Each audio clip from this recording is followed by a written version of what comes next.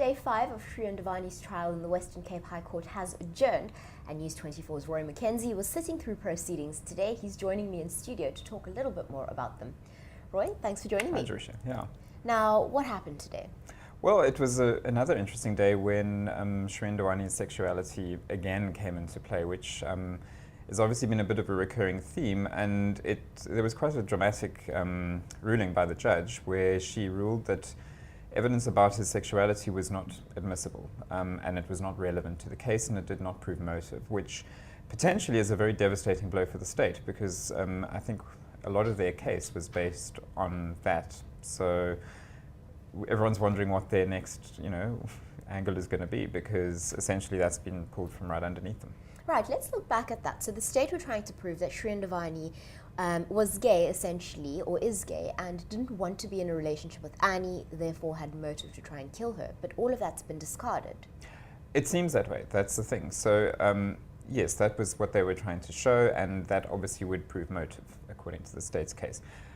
What Dewani's defense team did very cleverly is right up front they introduced in his plea explanation the fact that he is bisexual, and he admitted to going onto gay websites, to having male prostitutes, and all of that information that the state was presumably going to present against him. So what they've done is they've pretty much undermined the state's case against them. Now the question is, well, is that still going to be strong enough, and is it going to hold up in court? And what happened today is the state had a witness, a British former cybercrime investigator, and he was going through the contents of a laptop which belonged to both Shreen and Annie. And he was looking at logins, profiles, all of that. Annie had a profile on it. But what interested him, he was looking for keywords, and he was looking for, gay, fetish, other kind of search topics.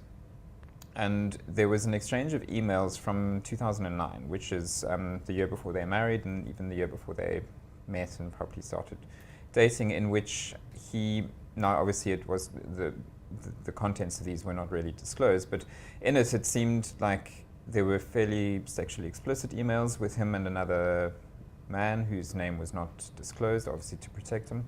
And in that, apparently, Dewani said he was conflicted, he was not sure about marrying, not sure about commitment, and all of that. Then the defense, Francois van Zyl, stood up and said, no, well, we object because that's not relevant. The judge called for a short adjournment, and she came back and she ruled against the state. So she said basically it is not relevant, and she was very hard on Adrian Mott, the prosecutor, and said, why is this relevant? We know it's been established that he is gay or bisexual, and that is not really a motive. You have to prove what the motive is, and that's not relevant to this case. So it was quite a dramatic turn of events in court.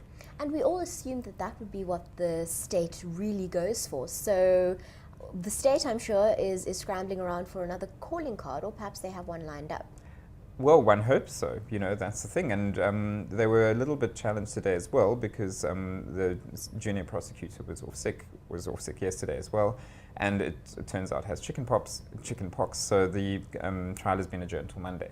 Oh, word. I'm hoping that in that time they'll really have to regroup and look at what angle they're going to argue, because it doesn't look good for them right now. So what is Francois van Zyl focusing his attention on?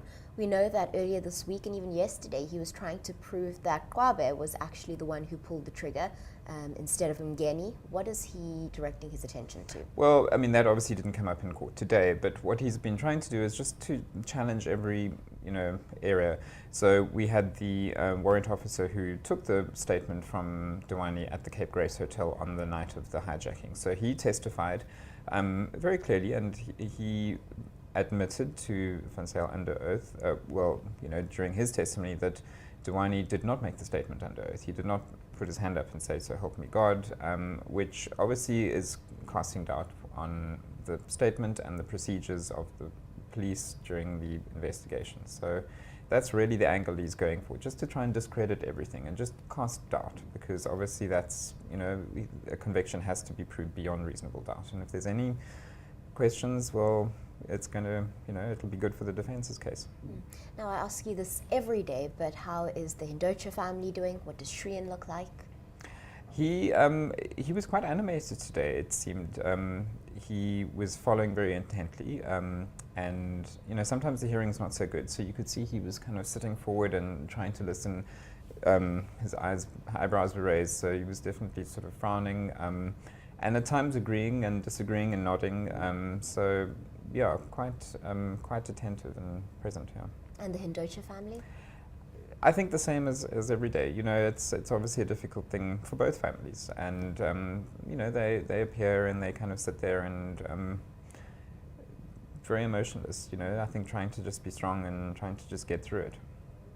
That's News 24's Roy McKenzie. You can follow him on Twitter and stay tuned to News 24 Live for all the latest video news on Shu and Dewani's trial.